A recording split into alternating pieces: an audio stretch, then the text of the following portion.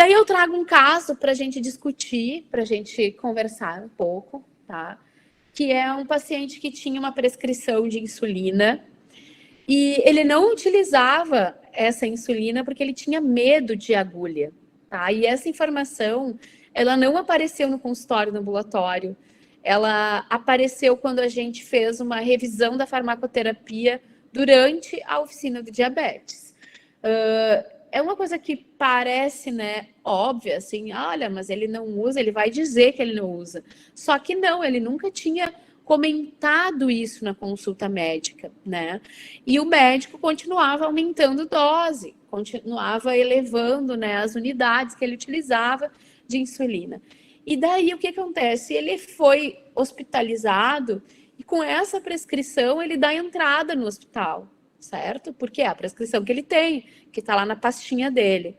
E ele, então, apresenta uma hipoglicemia bastante elevada por conta disso. Ele até então nunca tinha utilizado, né? Porque ele tinha o medo da agulha. Então vejam que é uma situação que, claro, é bem ilustrativa, assim. Realmente nos aconteceu isso no hospital, mas não chegou a ter um dano, né? E que foi verificado já na entrada dessa internação, quanto que ele não utilizava o medicamento.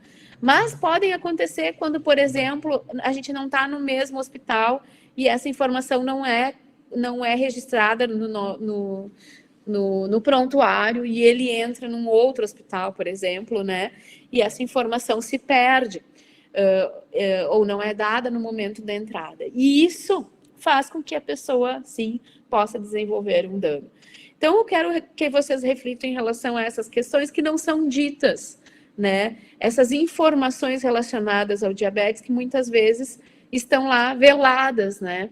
Mas o farmacêutico, ele tem esse dom, digamos assim, e essa missão e o dever como farmacêutico de verificar o processo de uso do medicamento e aí conseguir verificar questões como essa.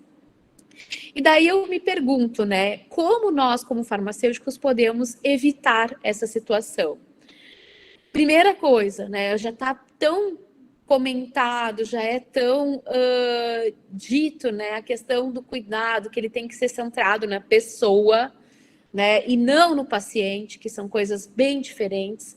Vejam que quando eu falo cuidado centrado na pessoa, eu não estou falando da doença, eu não estou falando do diabético, mas eu estou falando da pessoa que tem diabetes, a pessoa que convive com o diabetes, né? E a gente verifica, por exemplo, que esse cuidado centrado na pessoa, que a gente sabe que na teoria já é tão falado, muitas vezes na prática ele não acontece. A gente pouco vê clínicas, a gente pouco vê serviços que têm como valor principal o cuidado centrado na pessoa, no sentido de realmente ter, no caso do diabetes, uma individualização da meta glicêmica, certo?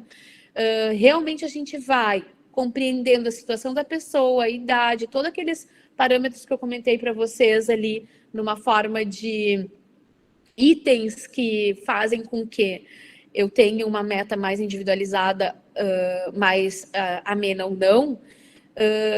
Isso, será que é investigado realmente em todas as consultas para que haja uma individualização da meta?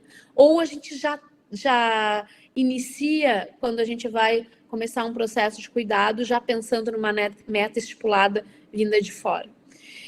Outra questão, adaptação nas escolhas dos medicamentos. Quando a gente tem uma adaptação nas escolhas dos medicamentos, quando a gente coloca como centro a pessoa, ela também tem que participar desse processo decisório, certo? Ela também tem que participar.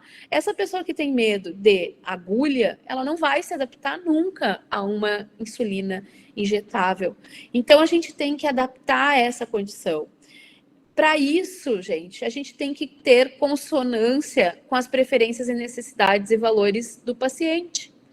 Então, quando a gente realiza uma consulta farmacêutica com uma pessoa com diabetes, a gente tem que saber o que a pessoa tem como rotina, né? Se ela, de repente, dorme à noite, dorme durante o dia porque trabalha à noite, ela tem uma rotina totalmente diferente, alimentação em outros horários.